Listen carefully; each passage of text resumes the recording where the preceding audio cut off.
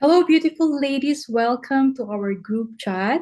Our conversation today is about living with endometriosis, especially in this festive season. How do we cope with our endo symptoms? So, I met Arlette like a year ago. Pagkatapos nung, I think I posted something on Facebook and she commented na sana mayroon din tayong ganito sa Pilipinas. And I was really inspired by her comment. And I understand kung paano yung wala kang makausap and nakakaunawa sa'yo. So I continue posting a little bit and nag-grow na yung mga friends ko na nasa Pilipinas. And recently, I met Yolsi. Siya naman ay friend ni Wensi. I was able to talk to her as well. I really, I'm really happy na magkaroon ako ng mga friends na going through the same thing as me. So let's ask Arlette to introduce herself to us. Nakita nyo naman yung mga post natin, and we have some introduction there. Let's hear from Arlette. How did she start advocating for endometriosis and what she's doing right now? Hi, I'm Arlette and I'm an entrepreneur. I was diagnosed with endometriosis since I was 17. Pero at that time, I didn't understand what it was. And I just accepted it. So parang, okay, may sakit ako. And that's it. I didn't understand kung ano yung lengths of, like, yung mga cyst and all of that. Di ko pa alam yon na may ganun pala. So, nag-start ako being an advocate of endometriosis when I joined the groups, yung Endometriosis Philippines and other groups, pagka may mga nagko-comment doon, may nagtatanong, I just share my experience. And then I do mentoring sa entrepreneurship. So lately, ini-incorporate ko na siya sa when I talk about my journey.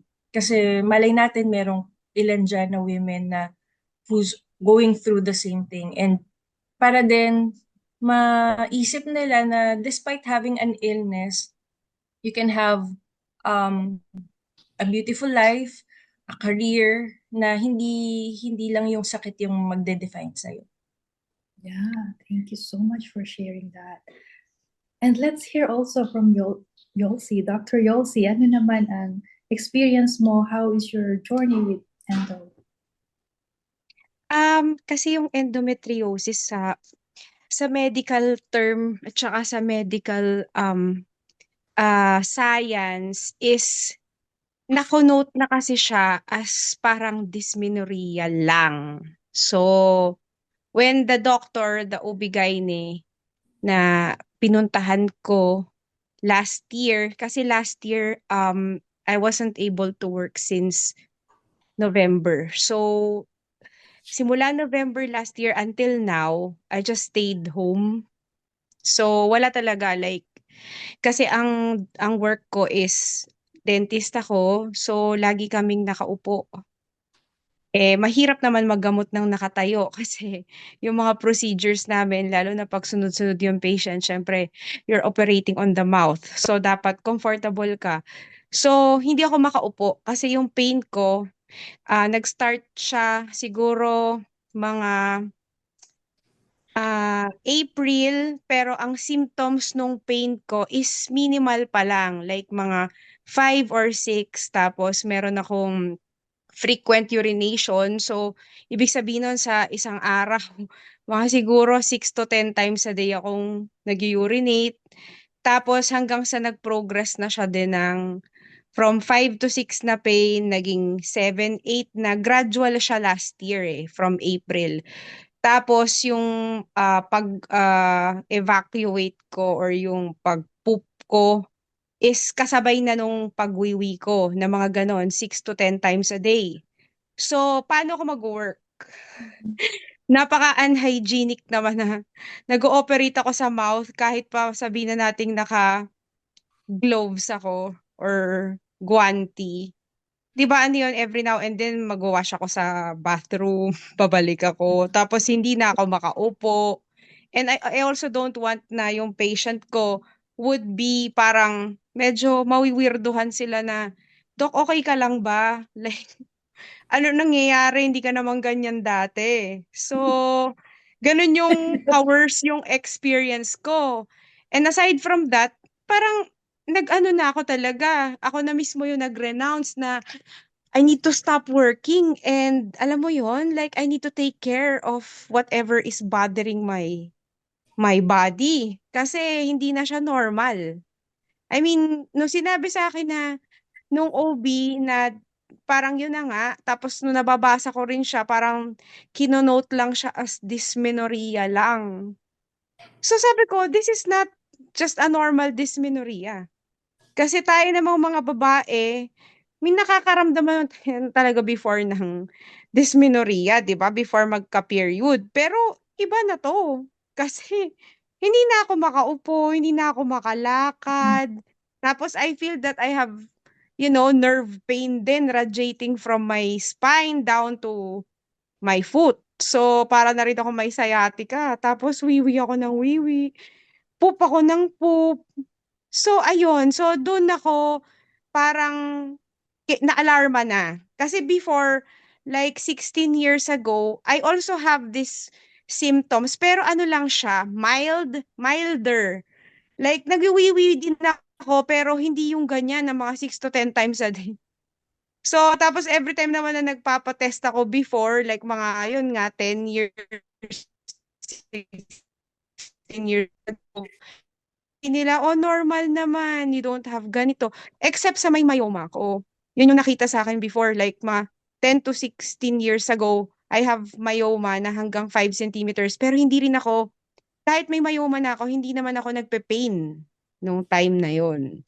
Parang more of, nagwiwiwi ako mga 3 times a day, nagpapa-check syempre tayo kung may UTI ka, so nagpapa-lab test ka, yung urinalysis, normal naman lahat.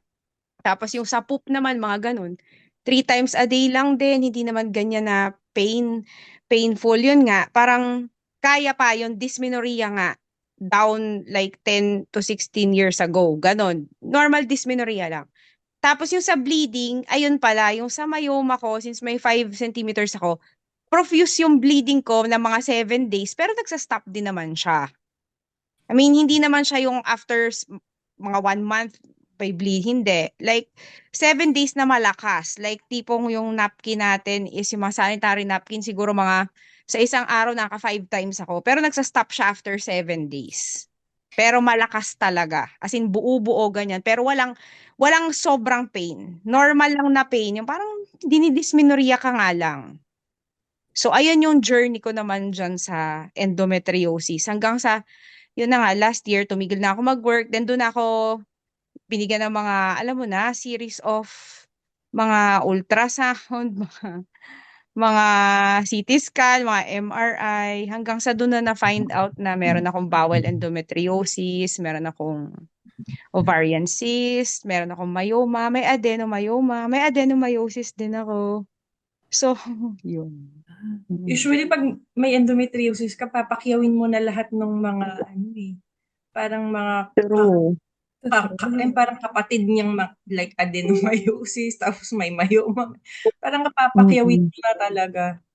I can relate kasi dun sa storya mo, when I'm working as a nurse, pag nanghihingi ng mga pain medication yung mga pasyente ko minsan, tapos naglalakad ako, tapos titingnan ko sila, parang mas may pain pa ako kaysa sa inyo eh. Dapat akong nagpe-pain medication. Talagang pigil na pigil ka kasi lalakad kang ganyan. Kunwari ka nakangiti, pero deep inside, ang sakit-sakit na. Parang ayong gusto mo nang, kailangan mong mag-work. Anong gagawin mo? Hindi ka naman makapag-off lagi, araw tuwing 5 days, tuwing may period ka. I can understand. And talagang totoo, hanggang back, hanggang lahat na sumasakit. So, parang di mo alam kung saan mo ilalagay yung sarili mo pag may period tayo and nag-flare up. So, Can I share naman yung when I was young? Baliktad. Yung bata pa lang ako, extreme pain na talaga pagka may period ako. to the point na yung nagpapawis na ako ng malamig, parang mahihimatay na ako. Pero weirdly, matiisin ako since nung nagpa-check up ako, sabi may endometriosis ako, nung sinabi ko dun sa dean namin na may endometriosis, kasi nag-ask ako to be excused kasi dami kong absences eh. Hindi niya in-accept kasi may endometriosis din siya and she's fine daw. So parang inisip ko, ako yung different. Kasi kung may endometriosis siya and hindi ganito yung experience niya, di ako yung may diferensya, I guess. So parang in-accept ko lang na ganito talaga ako. I'm different than everyone. Kasi pagka bakit nag-absent ka pag may period, period lang naman yan, di ba? So tinanggap ko na siya na pag may period ako, extreme pain. Hindi ko na naisip na parang kailangan kong magpa-check up every now and then. So parang after nung daughter ko, a few years, nung bumalik na yung pain uli, tapos hindi ko maalala kung anong contraceptive I'm on nung time na yun. But, bumalik din talaga yung extreme pain. Sa sobrang matiisin ko, nung pinaka-extreme pain ko na parang nagpatakbo ako sa ospital, nag-burst na pala or nag-rupture na pala yung cyst. Oh. So, yung cyst ko na 12 cm all along, hindi ko alam na nandyan siya. So, tinitiis ko. So, parang sabi sa akin ng doktor, paano mo natiis to for ilang years? Sabi ko, hindi ko nga alam na nagulat na lang ko, ooperahan na ako. Kasi nag-rupture na daw yung cyst. So, inisip ko, so, tiniis ko lang siya. Kasi tinanggap ko lang na yun yung sitwasyon ko. Siguro hindi rin masyadong okay pagka accept ka lang ng accept. Kailangan mo rin talagang, listen to your body. Parang inano ko na na yun na yun, ganito na ako, wala na akong magagawa. Yeah. So I guess hindi rin okay yung naging Kaya siguro, right. Kaya siguro ginagawa natin to ngayon para magbigay ng linaw or magbigay ng light para sa mga ibang babae na hindi katulad natin. Dahil noon, wala tayong resources, hindi din natin alam. Wala ring nagsasabi sa atin. So parang ganito talaga, parang iba lang talaga tayo, masakit lang. Like what you said, ganun din yung naging mindset ko. At nang nangyari, lumala. Napunta na nga sa lungs ko, hindi ko pa alam. Dahil akala ko ganun lang. Nung hindi na ako makahinga, yung pala nasa lungs. So, hindi maganda, lalo na dun sa mga conference na naririnig ko sa mga doctors, habang maaga, hindi normal yung pain pag may period. So, habang maaga, magpatingin tayo, sabihin natin kung anong nararamdaman natin para ma-find out ng maaga and then ma-treat or ma-manage. So, like what you said, talagang we have to listen to our body, anong tawag doon? Be loving towards our own body. Hindi natin i-ignorein yung mga symptoms natin. Kasi, yun, pareho tayo ng imagine that, nag-burst na, yung pala, akala mo, ganun lang. So, mahirap na tiis-tiis kasi yun yung pinagdaanan natin. So, sana yun ang natin ngayon na sana kung sino mang mga bata pa dyan na member na nandito sa group natin, advocate for yourself. It's 2025 na, 2026 na. So, pwede kayong mayroong mga mas marami na ngayong tools or mas marami na tayo ngayong information about endometriosis.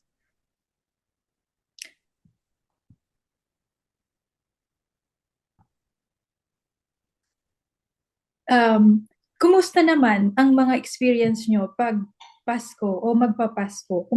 Kung anong mga nare-remember nyo na mga from the past, kung mai-share nyo kung anong mga experience nyo. Ikaw, Yolsi. Recent experience ko na meron kaming dinner with friends, I think last week lang to.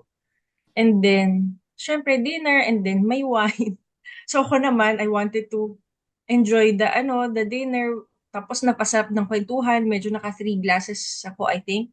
Hindi naman ako talaga nalasing. siguro Mm. tipsy, pero hindi siya yung talagang lasing na lasing. Pero the next day, nag-flare up ako na parang Mm. inisip ko, dapat di na lang ako. Yung parang Mm. nagsisi ako Mm. na uminom ako. Pero one day na naman na buong day, ano na naman ako, bedridden.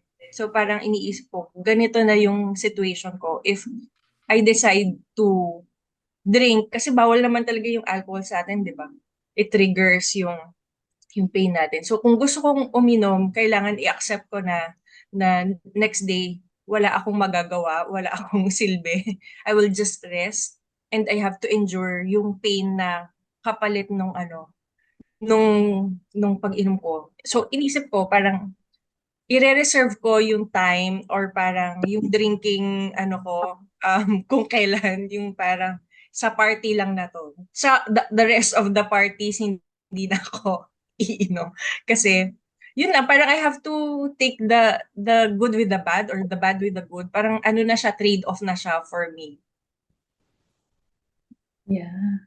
Ano kasi, parang yung may endo, katulad natin, ewan ko kung yung iba kasi walang period dahil nagpipills. Pero sa mga iba na hindi nagpipills, para siyang nakakalimutan mo yung pain pag wala kang pain. Kaya parang okay lang to. Pero maaalala mo na naman, pag sumobra, andyan na naman yung pain. So, hindi ka na naman makalakad or something. So, yun yung problema sa atin. May mga time na hindi naman kasi dire-diretso. Nakaka-recover tayo sa walang pain days. So, kaya natin natagalan yun kasi parang may time na okay naman tayo. Kaya yung mga time na okay tayo, natitempt tayong gumawa ng mga pwede mo na akong kumain nito. Tapos katulad ng sinasabi mo, pagkakain mo or something, ayun, bagsak ka na naman. Kaya, Yeah. Actually, to mention din, I'm on injectables. So, oo, minsan nakakalimutan ko na may pain talaga. I chose this kasi talagang ayoko na ng pain. Yung parang sobrang pagod na ako. Ilang years na to. Mag, parang ilang years na talaga siya. Na parang okay lang kahit band-aid solution siya. Hindi siya talaga treatment. Pero hindi ko na lang talaga kaya yung pain na hindi lang monthly kasi after kong maoperahan, yung pain ko, hindi na lang pag may period eh. Ano na siya, parang anytime oh, umaano. And yung diet ko naman, hindi ko ma-strict talaga na yung mga bawal kainin lahat mhm. hindi ko pa kaya na gano'n. Wala akong that kind of discipline. Ang experience ko naman tuwing New Year and and Christmas, asahan mo, di Christmas yan. Asahan mo sa New Year, nakatambay na ako sa hospital. Nagpapa-hospital ako. Lagi akong nasa ER, lagi akong ano. So it becomes a pattern na hindi ko naiintindihan dati. Parang lagi akong hinang-hina, lagi akong iba-iba naman yung symptoms ko. Kaya, pero asahan mo, tuwing New Year, after ng Christmas, yung kainan na maraming kainan, ando na ako. Talagang fatigue, lahat na, masakit ang likod, masakit ang bewang, masakit lahat. Iba-iba naman. Pero ngayon ko lang na-realize na, yearly pala akong gumaganito tuwing taon-taon. Hindi ko lang napapansin. Tapos nito, yun din, pag after Christmas, ganyan, dun din nagko-collapse, dun din nagkataon na nag-collapse yung lungs ko. So, parang nakita ko yung mga pattern na talagang siguro yung mga looking back is yung mga inilalagay ko sa katawan ko during those times na hindi ko alam na hindi maganda sa akin. How about you, Yolsi? Sa case ko naman kasi, kayo kasi parang yun na nga, nabanggit nyo na yung suffering nyo. Like, medyo nag-start talaga kayo dati pa na sobrang painful na.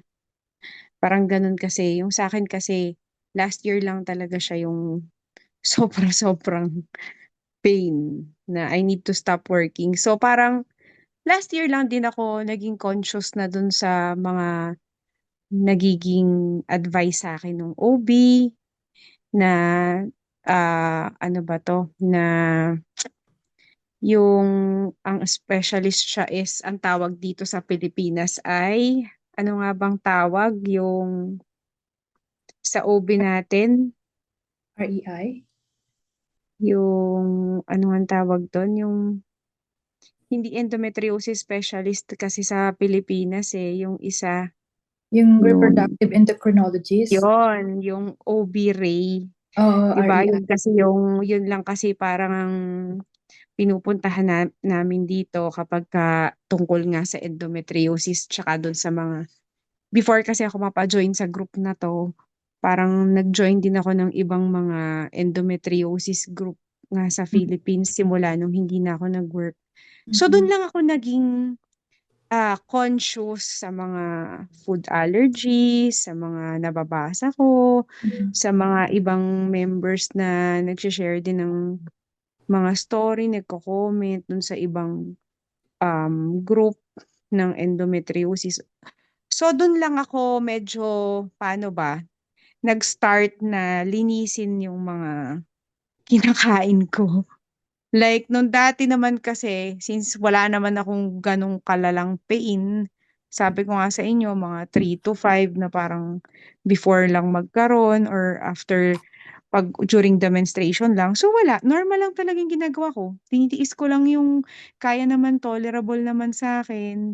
Yung bleeding, hindi ko na lang din pinapansin kasi tumitigil naman din siya ng after 7 days. Although, ayun nga, parang sabi ko, bakit parang buo-buo tapos nakaka-7 akong palit. Pero dahil tumitigil naman siya, eh di okay. Tas nung nalaman na may myoma ako, parang relax pa din ako nun kasi kaya ko pa yung pain eh. Like, I can still do normal activity. So, wala rin akong masyadong ginawang change. Tas lahat ng mga test ko, normal. Walang mga nakitang mga kung ano, except sa myoma. Tas wala naman din binigay sa aking advice. Yung OB na general na OB-GYN nung bata pa ako na parang, o may myoma ka na 5 centimeters, kailangan mo uminom ng ganito. Wala. Sabi lang niya, tingnan lang natin, observe lang natin kung duduguin ka ng walang tigil, kung ganyan. Eh since tumitigil, wala akong adjustment. Ang adjustment ko lang talaga is last year lang. Tapos, nag-start ako sa food. Yun talaga. Like, hirap na hirap ako. Eh since sabi nyo nga, ano nangyari sa Pasko? Oh, yung mga dati kong Pasko, wala. Wala akong normal na Pasko. Tinitiis ko lang yung pain. Mo lang siya kung may bleeding o wala. Hindi ko pinagpapapansin. Last year, since talagang nagsuffer ako talaga ng bongga, ayun talaga, lahat sila, yung mga kamag-anak nung Pasko, syempre kumakain sila lahat ng mga masasarap. Ako talagang, kahit gusto kong kumain ng masarap kasi yung pain ko, hindi lang 10, minsan mga 15, 15 talaga yung pain ko.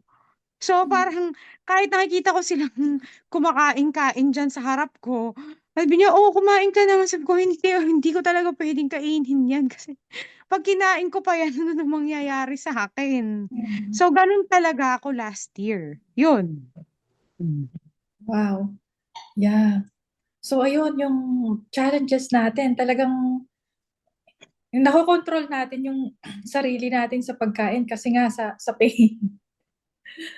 Though, Oo. may nabasa naman ako na hindi natin kailangang maging restrictive kasi we cannot also label food as bad or good. Kasi hindi naman talaga magiging healthy yun kung magiging hindi na natin parang, oh, that's bad, that's bad, that's bad. Parang ano nang kakainin natin? Parang ano na tayo? So, I think there's a lot of challenge to have endo. Napakaraming kailangan mong matutunan dito sa sakit natin. Ano naman yung mga personal advice na maibigay ninyo sa mga sisters natin na, nakikinig sa atin ngayon? Tungkol sa yung mga experience natin as katulad me and Arlette, we have been through for a while knowing na may endo kami, may endo tayo. Ano yung main na ma-advise mo sa mga mas bata sa atin na ngayon nalalaman na may mga ganyang symptoms na posibleng may endometriosis sila o may endo na sila? Ako yung main advice ko is magpa-check up sila and then magpa-second opinion. Ako lagi, meron kasi ang cousin na OB, sa kanya ako lagi nagpapa-second opinion kasi malayo siya sa akin. So, hindi naman ako makapagpa-check up sa kanya. So, laging siya yung tinatanong ko. And then, ano bang pinaka-advice?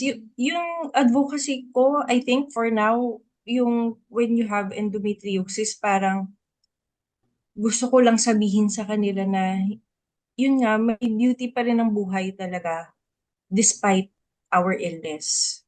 Kung may ways to manage it, like yung mga diet, lifestyle changes, then go for it.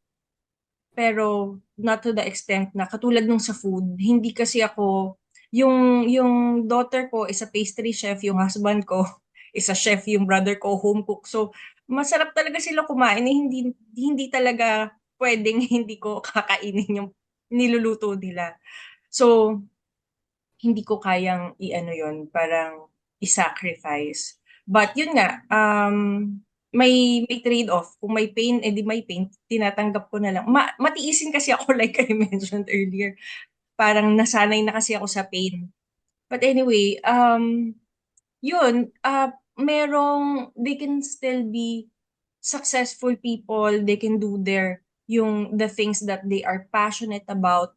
Yung pain is not the totality of their life. It's just a part na kailangan matutunan natin to live with, to manage. Yun yung goal natin, di ba? To help each other na find solutions or tips or tricks na parang paano ba to kapag ka ganito, like keep a diary of the food you eat para malaman mo kung ano yung mga flare-up. Kasi naalala ko dun sa group chat, parang bawal daw yung ganito, bawal yung ganyan, bawal yung bread, bawal kanin, bawal ganito. Tapos parang ano, pati avocado bawal yung almond milk. Kasi yung iba, di ba, parang ni-replace natin dairy for almond milk, tapos biglang hindi na rin pala pwede. Tapos parang lahat tayo. So ano na lang matitira na kakainin natin? Parang naubos na kasi ang daming bawal. And parang ang lungkot naman ng buhay kung yung buhay natin parang ang daming bawal, ang daming rules na parang I hope that we can still enjoy life na yes, may mga bawal and we can try na talagang i-minimize yung intake natin of this and that. Pero I hope na we still find joy in eating, in living our lives, and doing our jobs or yung mga passion natin.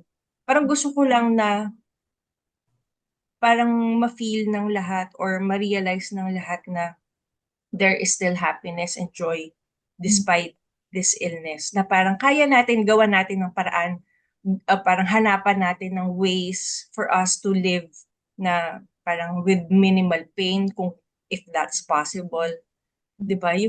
Yun lang, simple lang kasi alam ko naman na parang limited din yung kaya nating gawin for each other, but it's a big thing now. We have each other, tapos we can parang navigate these things together. Diba? Yeah. I like that. Uh-huh. Um, yeah. So, mayroon akong kaibigan, doctor din siya, na may endo, and she tried to manage through her lifestyle. So, para sa kanya, sinasabi niya sa akin na parang naging blessings para sa kanya yung magka-endo. Kasi inalam niya talaga kung anong endo, and tinest niya kung anong mga food na yung flare-up niya. So, hindi niya kinakain yon. So, I think tama yung sinabi mo. Magkaroon kayo ng food diary para malaman niyo kung ano ba yung, pag kumain kayo nito, so yung katawan niyo hindi pala, hindi mo kailangang makinig sa lahat ng naririnig mo at huwag ka nang kumain ng lahat ng sinabi nilang hindi dapat kainin. But research for yourself, check your body. Though mayroon namang talagang mga bagay na hindi given na. Pero wag sunod-sunuran ng kung anong marinig is gawin mo rin. Kasi hindi naman para sa kanya, para sa'yo. But mostly, generally, yung healthy lifestyle is good. But mayroon kasing mga masyadong kung sino-sinong pinakikinggan agad and gagawin nila sa sarili na, hindi maganda yung ending. Mas maganda i-research mo kung ano yung mga symptoms mo and alamin mo kung bakit ka nag-i-inflame or bakit ka sumasakit ng ganyan. So, marami na tayo ngayong resources na pwedeng gamitin. And that's why we are trying to create this group para magkaroon tayo ng support system. Anong masasabi nyo na visions and goal nyo or personal goals sa sarili nyo? Ano pa ba ang gusto nyong ma-achieve or ano pa yung gusto nyong anong tawag doon?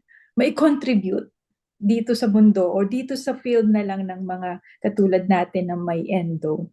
Ano yung pa yung dream na gusto nyong ma-achieve?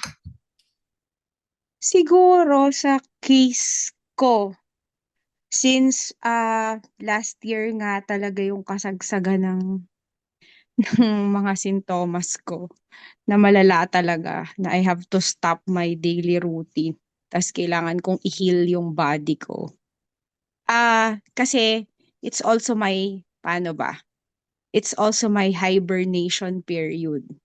Kasi there are conflicting thoughts and opinions about what is the cause, the real cause of endometriosis. Parang there's science-based and there's this other side na medyo psychological effects of stress on our bodies.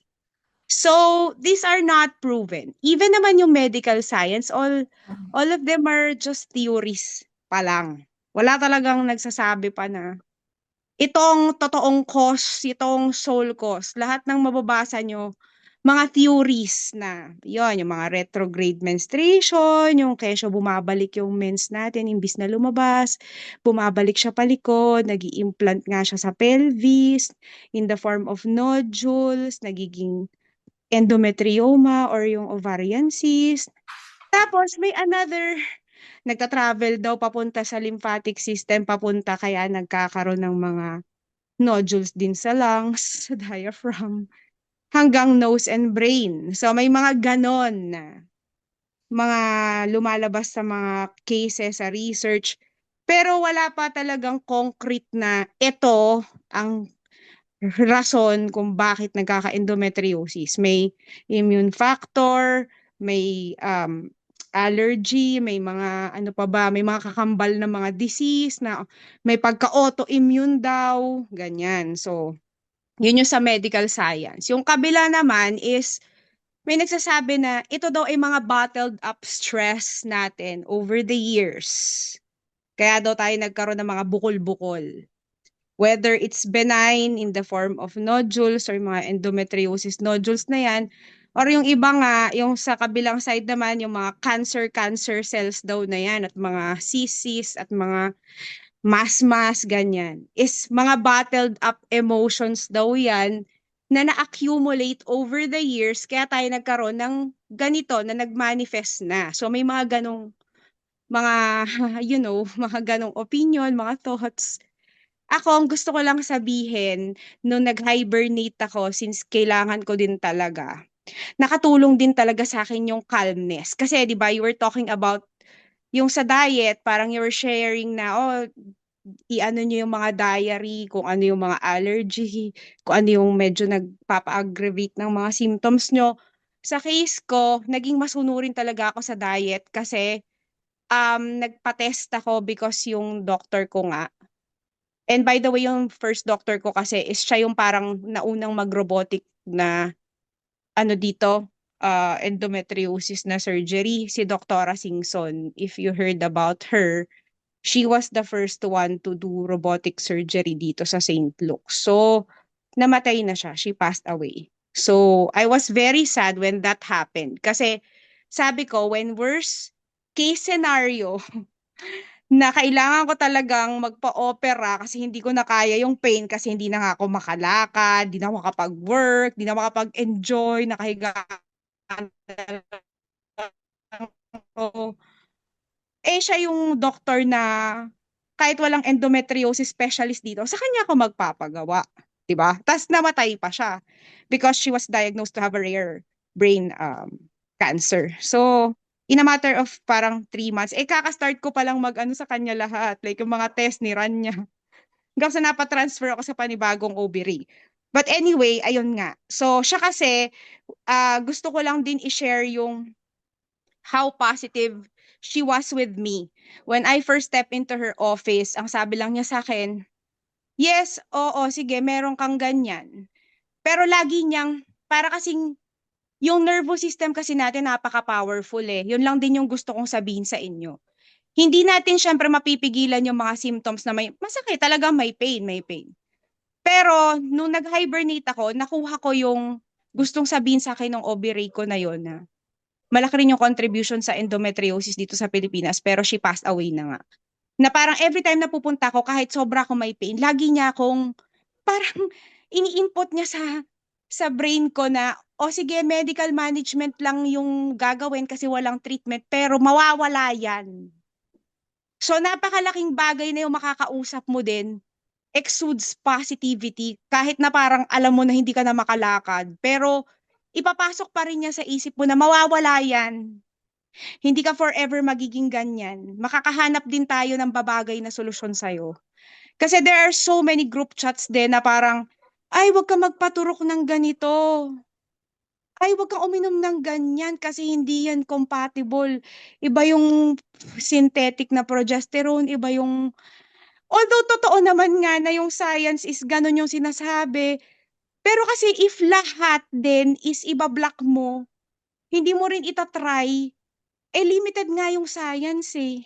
'Di ba? So, you also have to believe that, along the way, there is something that would make your body normal again. Parang you have to input also positivity.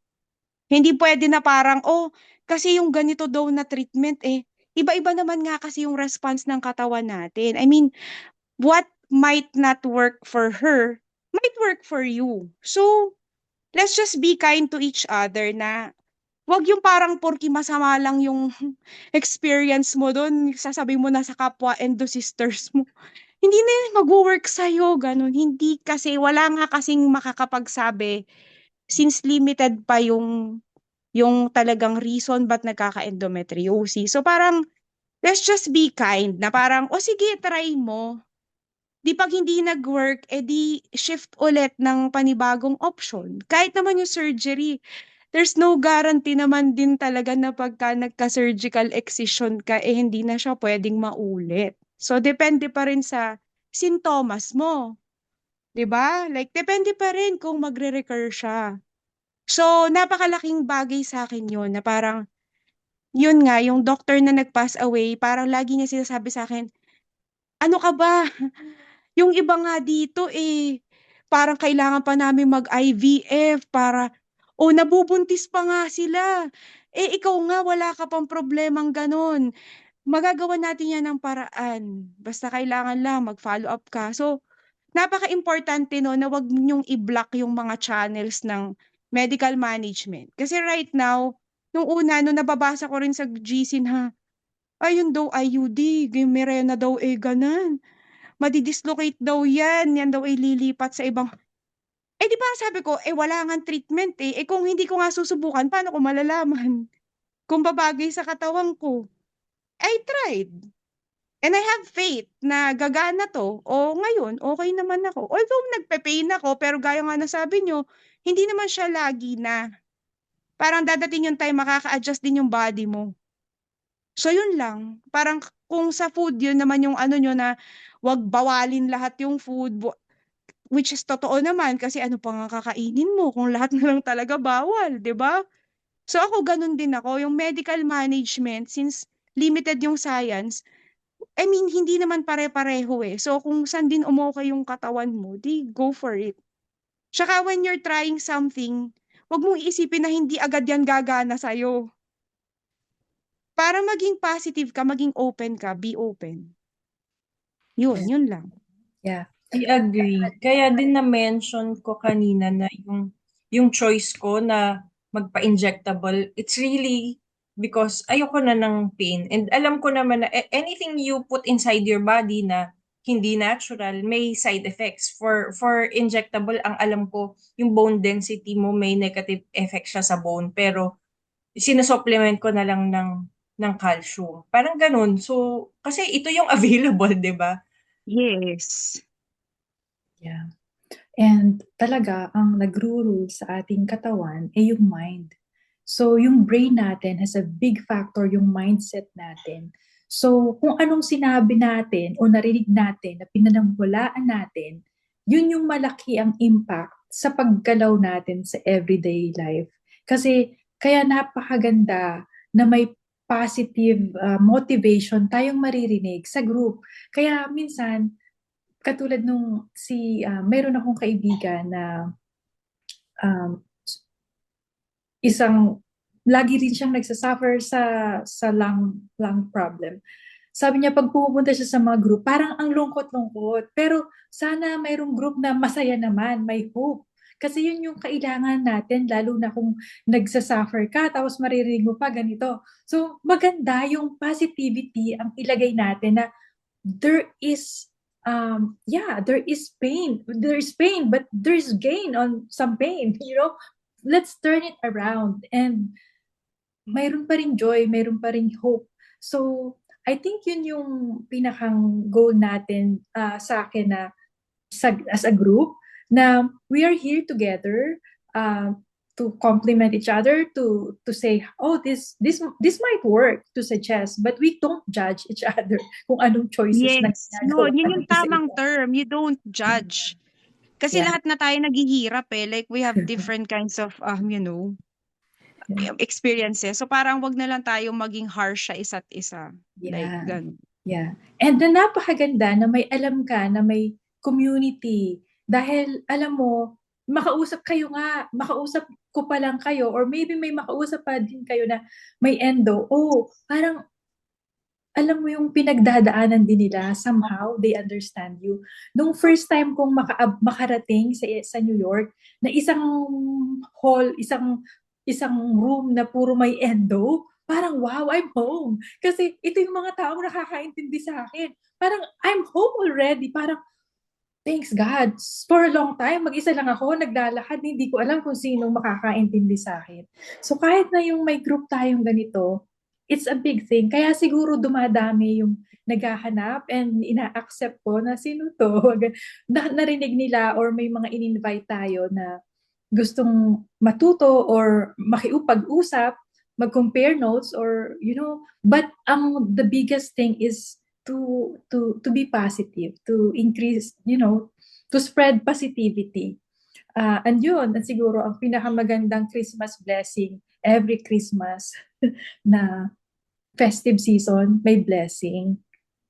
And yun ang kaya nandito kami, kasi parang ito yung giving back way ng katulad namin, na parang pag, si Arlette, si Yolsi, the way they say and share their experience, na ito, tao talaga kami, nararamdaman namin na nagganito din yung naging experience ko. Hindi kayo nag-iisa.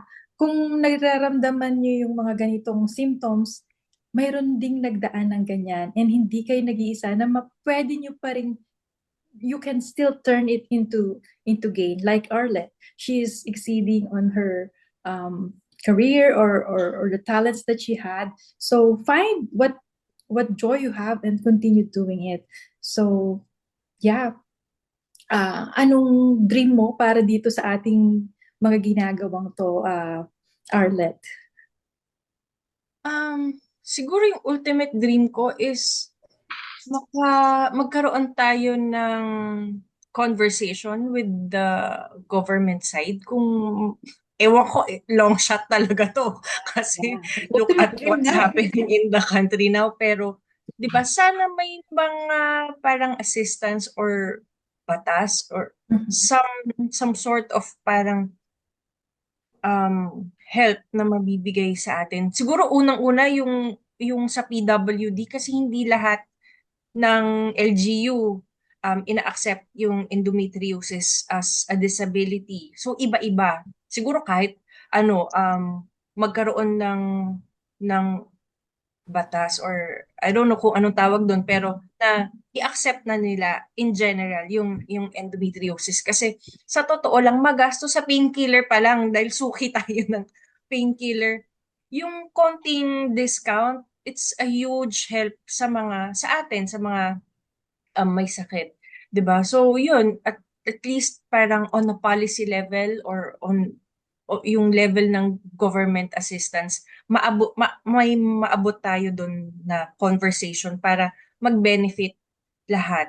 Yung medical assistance na iba, like yung mga surgery and ano, medyo, I don't know kasi kung parang hindi sakop ng HMO din yung sickness natin because they consider it as a fertility um illness, 'di ba? So kasi pag naghahanap din ako ng HMO and nagbabasa ako sa mga old conversations, parang wala pa yatang ano. I'm not sure kasi naghahanap pa lang ako, wala akong experience and so far wala akong nababasa na HMO that covers our illness. Kasi in the future, 'di ba, parang we know na eventually we might have to go through surgery. So ayun. Yeah. So talagang that's the ultimate goal and maganda. So more on advocacy para magkaroon ng um, more awareness and madala Voice. natin, masulong natin yung voice. Siguro maganda kung mayroong mga more voices na magsasalita tungkol dito. I heard Corina Sanchez has endo. I heard sino yung may kapatid nung nalimutan ko na ang pangalan, si Small Laude. may endo. May endo din daw sino ba yung artista kapatid ni Alex? Si Tony? hindi, yung isang Alex, yung matangkad.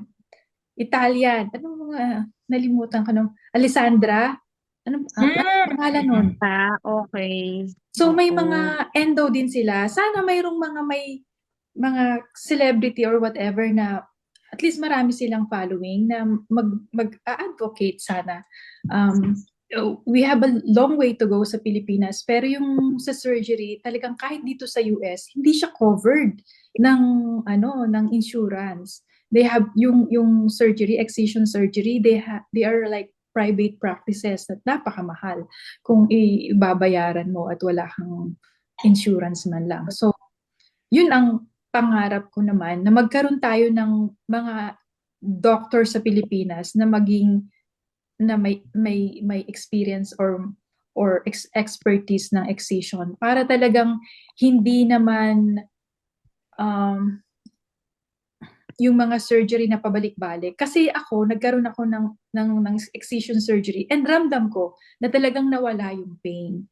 So, I hope magkaroon tayo ng mga doctors na expert sa Pilipinas. Yun ang aking pinapanalangin. Sana yun ang in the future.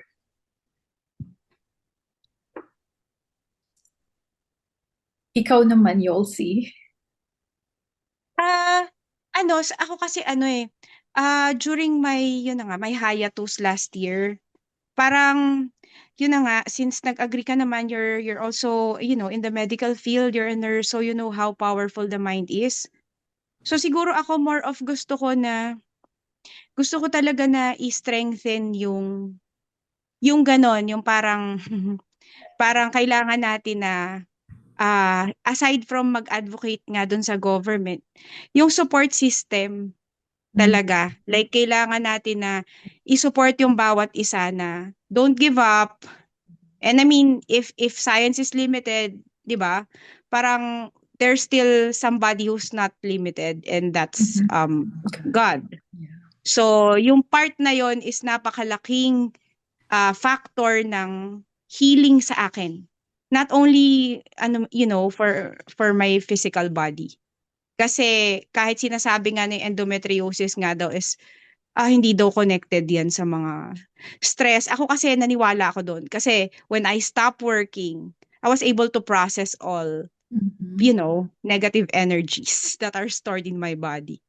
And yun na nga, I seek also calmness, serenity, peace.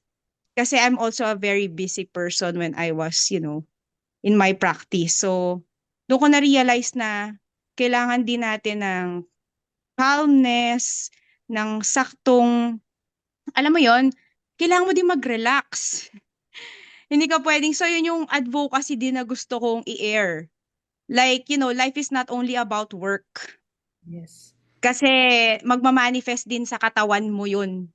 Later, naniniwala ako doon, though may mga iba na wala daw connection. Sa akin, hindi. It has a connection.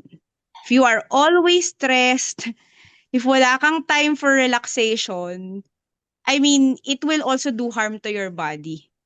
So, naniniwala ako na endometriosis is also a byproduct of, stored stress in the past, emotional, mental stress. So, yun yung isang advocacy na gusto ko na para maka-help sa mga taong battling. Kasi when you have sickness, when you have a disease, you're affected emotionally and mentally. And it will also lead to depression. So, ano mangyayari lalo sa'yo nun kung may sakit ka na nga, madedepress ka pa, 'di ba? So, kailangan nating tingnan din yung mental side na sinasabi nilang wala daw yung effect. I don't believe in that. I'm really sorry. I mean, ang nagpapagalaw sa katawan natin, sa science side ha, lahat yan connected sa brain. So, if you will look into that aspect, naniniwala din ako dun. So, yun na nga. We have to be positive, try to be positive as much as we can kahit na talagang walang treatment, sobrang puro pain na lang. Kasi it happened to me na eh. Akala ko hindi na ako makakabawi eh. Yun kasi talaga eh, dahil nag-stop yung buhay ko para ako may pandemic sa sarili ko, sa kwarto ko.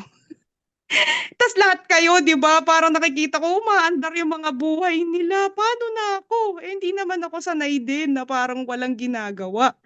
I'm also a very busy person. Hindi ako pwede na nakatenga. Marami ling pinarealize sa akin actually, yung kagaya nga ng sabi mo, there's a blessing behind the pain. That's true. You will also realize those things when you're down and you're, at the rock bottom. You will not realize that kapag normal ka, kapag you're just doing your daily routine. So sa akin talaga nilinis din ako. It was also a blessing to me to stop Yeah. and to realize and to reflect and all. Slowly, I mean, I tried to, do it slowly kasi hindi naman ako ganun tao. Hindi ako kalmado, lagi akong stresado. Pero madami ring na itulong sa akin yun. Kaya, kumbaga, yung recovery ko, hindi naman siya yung gradual hanggang sa, may pain pa rin ako ngayon. Pero sabi ko nga sa inyo, from 10, hindi na makalakad. From 15 ngayon, mga 2, 3, ganun. Ganun siya. So thank God, napakalaki na may faith din tayo. We don't lose faith pati sa sarili natin kasi tayo rin naman ang tutulong bago pang iba. You have to, push yourself na hindi ako forever ganito. Ganon, yung mindset, ganon. Hindi tayo forever ganito. Babangon din tayo. Parang this is just a season and limited man ang science, may God na boundless, like unlimited. So, yun yung gusto kong i-advocate. Yes. Yun. Amen. I like that. Yes. And behind the science, yung sa cortisol, mayroon tayong, pag nag-excrete tayo ng cortisol, na-excrete yun dahil sa mga stress and all, magiging inflammatory yung katawan natin. So, there's an explanation and science behind that. So, to summarize that, para kay Yolsi, I think maganda kung mayroon tayong lifestyle center siguro na mayroong, Yeah, may mga structure, na mayroon tayong retreat center para sa may mga endometriosis na, parang maganda yun ah. Maganda yun na magkaroon sana tayo. Kahit isa man lang, let's see. I like that. Siguro, isa rin yun sa goal ko na sana in the future. And kay Arlette, is magkaroon tayo ng advocacy, talaga na makarating tayo sa government na i-advocate yung mga kailangang needs, especially medical needs ng mga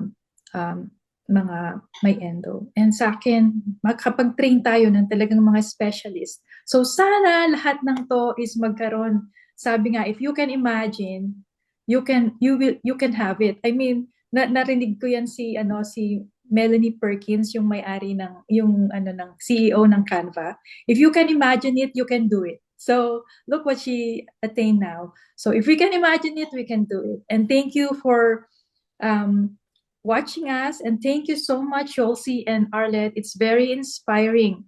Lalo na si Yolsi, she's still going through these things, and it's a testimony Hindi na, wala tong hierarchy. I mean, yeah. lahat tayo. Oo.